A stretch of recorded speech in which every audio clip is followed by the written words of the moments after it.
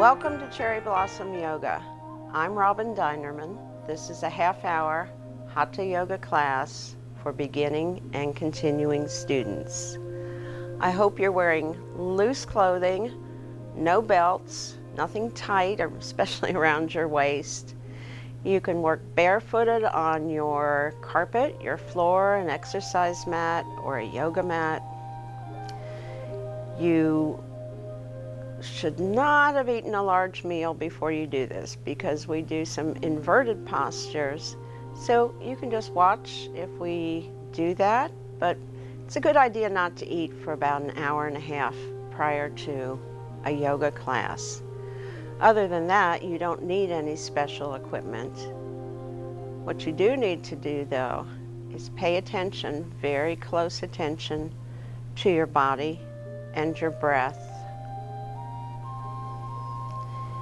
In yoga, we breathe in through the nose and we breathe out either through the nose or through the mouth. And 2 or 3 or 4 very, very deep breaths can help you get settled, can help quiet the mind, and help you find your center for your physical balance, your emotional balance, your spiritual balance. So let's bring the attention now to the soles of the feet. Feet are about hip distance apart, toes pointed forward or slightly inward. Try to have joint over joint over joint, shoulders above hips, above knees, above ankles. Standing now, this is called Tadasana, the basic standing pose. Try to move your shoulders forward and notice how your toes grip the mat, and then come back to center. Notice what muscles you use. Maybe your belly muscles, your thigh muscles, the buttock muscles. Now come backwards so the shoulders are behind. Notice how the toes lift up.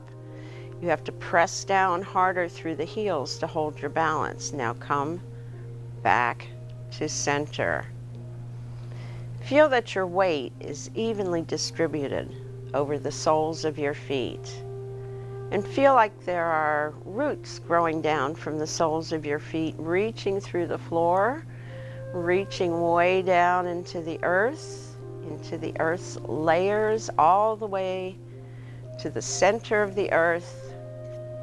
And then you draw up the earth's energy into those roots. And they travel up into your feet, into your body,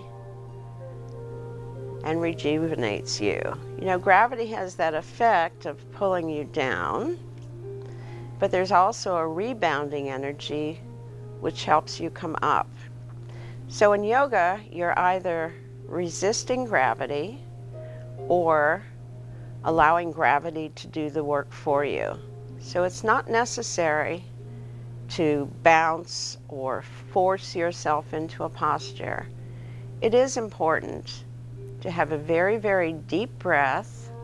Pull the air up through the nose, down the throat, let it fill the lungs, and allow your belly muscles to soften and round like a balloon. Exhaling consciously, pull the navel back toward the spine. You'll notice that the buttock muscles firm. The thigh muscles will firm up. Now press down through the soles of your feet. Imagine there's maybe a string attached to your head and you're being pulled upward. So in your mind, envision your spine growing long, your feet firmly planted on the ground, your breath deep, and your out breath very complete. Let's begin with some shoulder rolls. Rolling the right shoulder back, either shoulder, it doesn't matter, but one shoulder backward. Bring your attention into the shoulder. Notice how it feels, how your neck feels. A lot of doing yoga is being observant, not only of your breath, but of your body and the particular areas that are affected. Let's switch to the other side. The particular areas that are affected by the posture, the yoga asana is a posture that you're doing. Now alternate shoulders come forward. Take your time, you're not in any rush. And can you feel the movement of the shoulder blades? Do you notice any tightness that maybe now is loosening up a bit? Any tenderness? So listen to your body and don't do anything that you feel is not right. So we're going to lengthen the arms like propellers, and we are not swimming the crawl where you would be moving forward. You're reaching back as much as you are reaching forward. So you can allow your body to move with the reach. Keep your knees soft.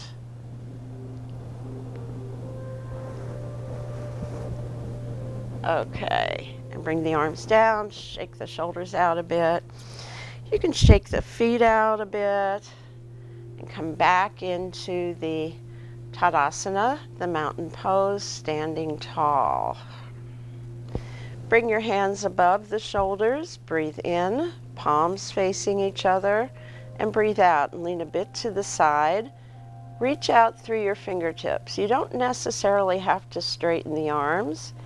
You want the image in your mind of the energy traveling out and reaching.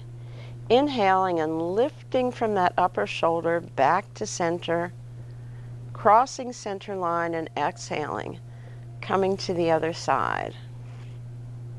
And notice you're using the muscles right at the waist to support the upper chest. Inhale, center,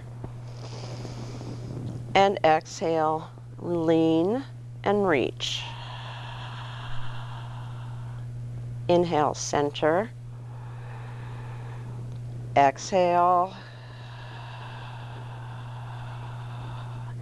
Inhaling to center, exhaling away from center.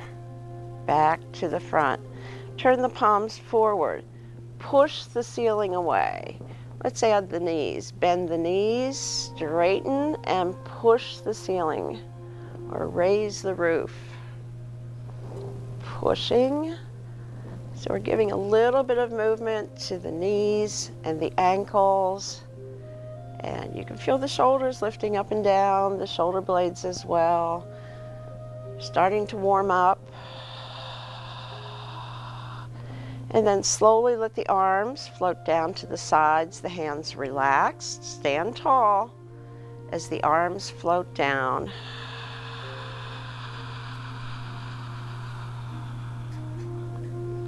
Now I'm going to turn sideways just a little bit off angle here. And then inhale up and exhale, bend the knees and come down about halfway. Tuck your chin in. Let gravity pull your head so your neck feels a stretch and gravity is holding your hands. Now pressing the feet into the floor while you inhale, come on up. Let your eyes lift up to the ceiling. The hands can separate a bit. Think about opening your heart, filling your heart with love and openness, and exhaling and folding forward. So be sure to keep the knees bent while you're doing this, because then you are protecting your lower back. And inhaling up. Now remember, if you're seated in a chair and you're unable to do the standing postures, often these postures can be done just moving the arms or moving the legs or simply following the breathing, which in itself is very helpful. So we're coming into ragdoll. Everything's loose, chin is tucked in, and slowly lower yourself down, lifting the sit bones. Now you'll see I'm all the way down to the floor. You don't have to be that far. If you come this far, that's fine. So what you're doing is paying attention to the lower back as you breathe. Breathe in. Now exhale, pull your belly back toward the spine. and you lift the sit bones a bit, you're going to come forward and down a little bit more. I'm just naturally sinking. I've been doing this a long time. This helps open up the lower back without injuring it. Now bring the hands to the side, to one ankle, and back to center. So everything we're doing is done very slowly, with attention to every detail. Now let's separate the feet. Oh, I'm going to separate my feet about 3 feet apart, and I'm about 5'2". So if you are a lot taller, you might want to separate your feet a little bit more. But I'm placing both hands on the outside of the left ankle and lifting the sit bones. Now, because most of the weight is on my left side, I have to push down a little harder on the right to keep it even. If you notice some trembling or shaking, those muscles just need a little bit of toning up. They're a little bit weak. So walk your hands back to center and come around to the other ankle, both hands here. Remember pulling the belly in. You can lift the sit bones up more. Press down a little harder with the opposite foot.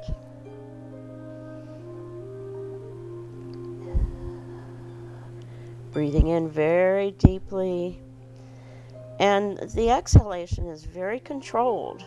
If you can exhale from the back of your throat, with the throat a little bit constricted, tightened up, you can regulate how much air comes out. Now I'm back to center. I'm going to separate the feet a little bit more and turn the feet outward because of my knees. Now if you can do this with the toes forward, try it gently. But what I'm going to do is bring the left knee over the left ankle. I have my hands below the shoulders. I've lowered my head. I'm looking through between the legs. What is so important here is to have the knee joint above the ankle joint. So if you're feeling pretty secure and balanced in this posture, you can put one arm behind the waist, pull the shoulder back. You can even turn the head and look up. And if you're feeling really balanced, you don't need to use that left hand. So I'm going to bring this hand down slowly. Everything done slowly and with awareness. Straightening the leg, coming back to center. Now I'm turning toward my right leg. Both hands inside of the leg, the hands in front of the shoulders, bending the right knee and allowing the leg to take the weight of my upper body. I'm relaxing here, lowering the head, softening everything. It's important in yoga to use only the muscles you need. And for this posture, I need the muscles in my right leg. My upper body, no. Head, no. I need a little pressure going down through this foot. And then you could take that opposite arm, pull the shoulder back, and look up.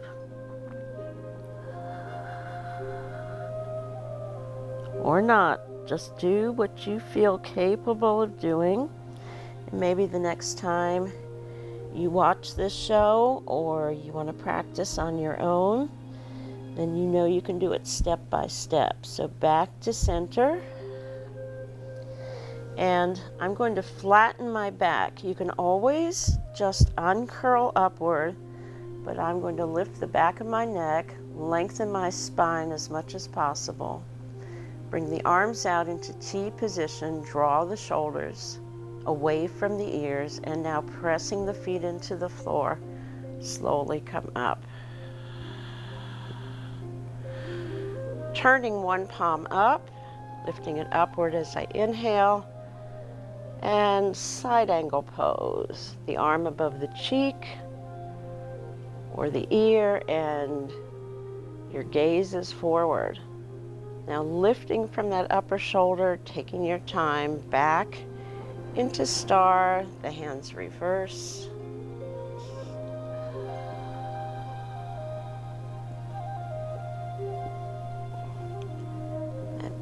center. You know, some of these movements, as you repeat them several times, and your breath has a rhythm, becomes a moving meditation. Sometimes I lose count of where I am.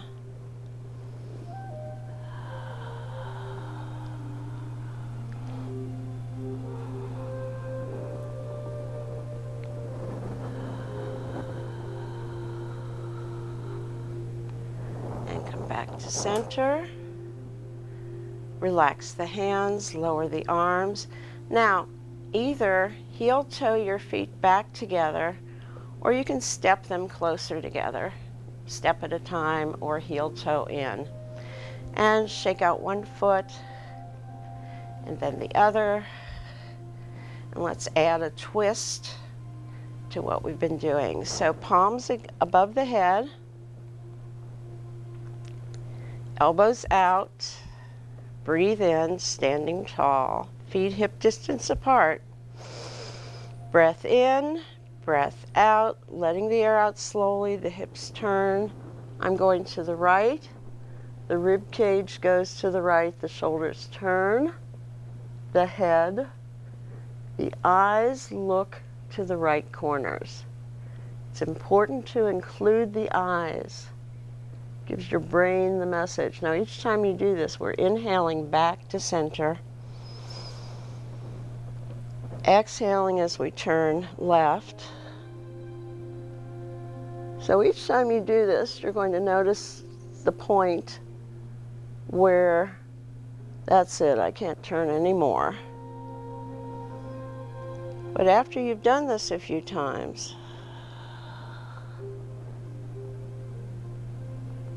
you're going to notice that you've opened up a bit.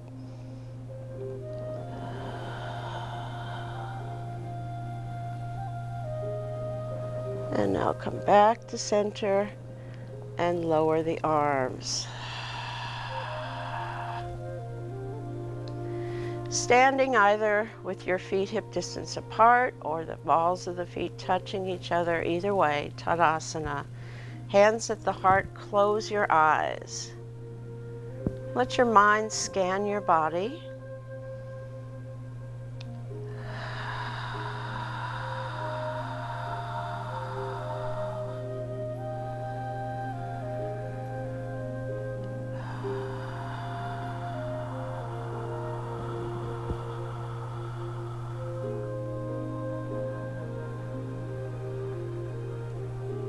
Notice perhaps you can feel the warmth, the movement of energy. Perhaps the busyness of your mind is less busy, less thoughts intruding. Your breath is deeper, you're oxygenating your blood. You're slowing down. You're focusing on your body and your breath. Pause for a moment now. We're going to, you can stay like this or you can lie down and rest, whatever you want. We're going to take a short break and we will return to the rest of Cherry Blossom Yoga and our class. I think someone at my friend's school has this thing called autism.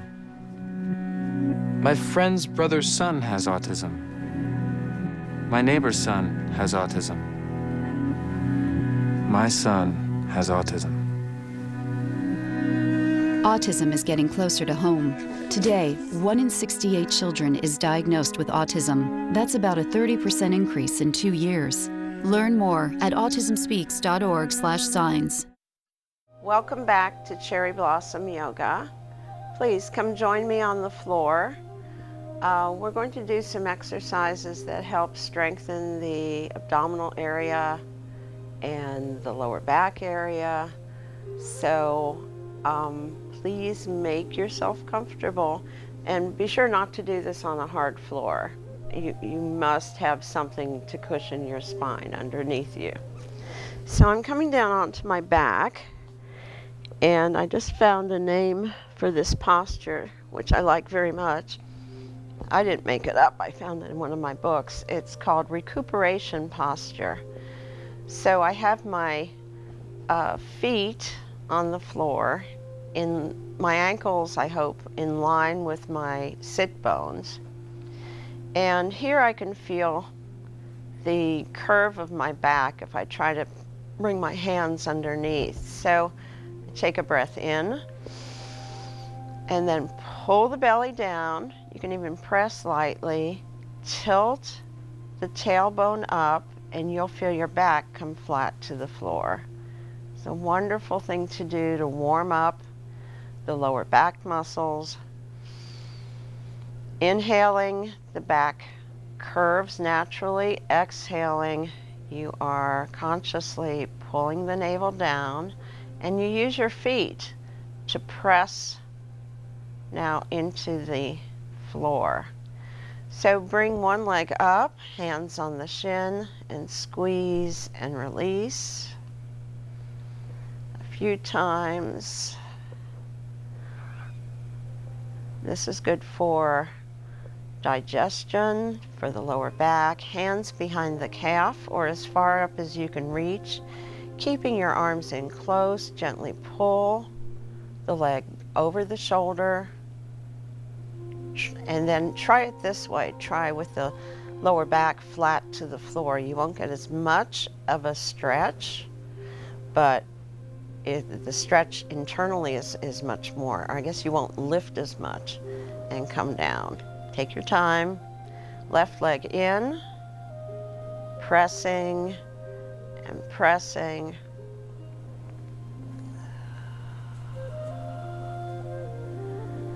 And then open and stretch.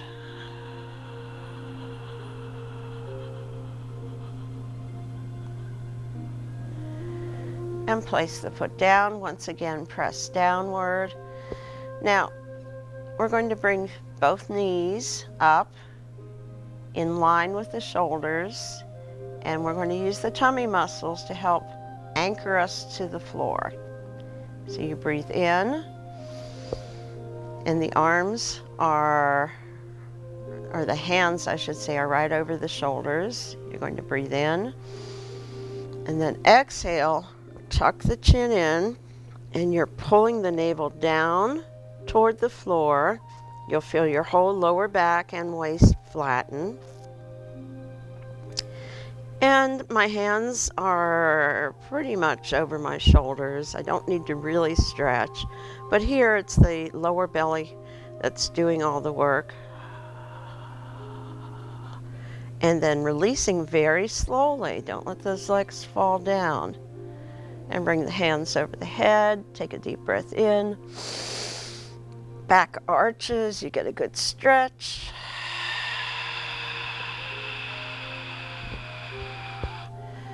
So, arms now down alongside of your body, palms down, and we're going to bring the right knee in, open the leg, and bring the leg out to the right. And without touching the floor, bring the leg forward, and then lift up. You can also do this with your arms out like so. You're going to feel more resistance from your tummy, so maybe you're giving it more of a workout. So ankle above, you can use that left foot to press, and keep that left foot pressing down. Try to keep the left side down. Mine comes up a little bit. And then back to center, and up again. Slowly out to the side, slowly to the front, and then bring the knee in.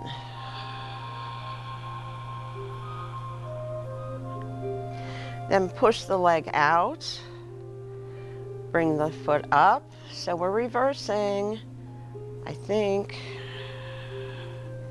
and coming down around. Knee bent, open, come around, and switch to the other leg. Open, out, swing forward, and lift. Out, forward, and lift. I'm going to slow it down a little bit. To the front.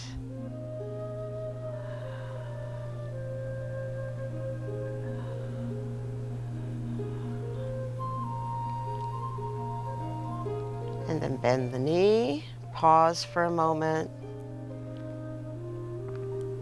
Notice what's going on in the lower back. Decide if you should continue with this, and then we're going to push the foot out, lift it up, and come around, and come forward. And lift up, out, push forward.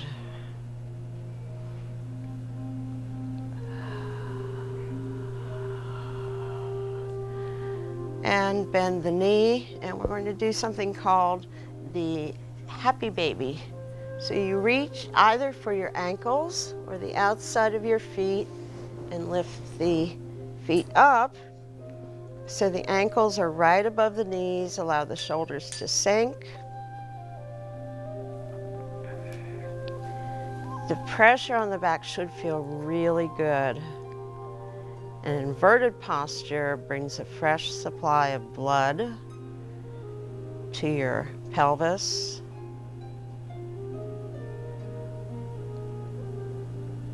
And bring the soles of the feet together.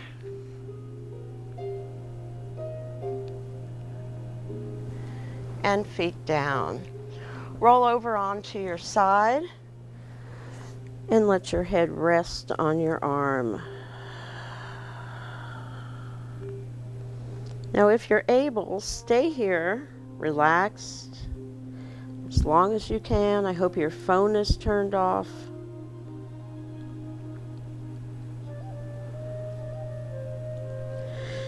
And pressing your top hand into the floor, slowly walk your hands back to center.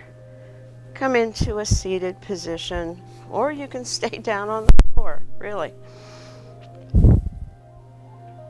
And pause, breathe. Thank your body for supporting you in this lifetime. I hope you're feeling wonderful and that you can carry that feeling with you into your day, into your week, and into your life. Namaste.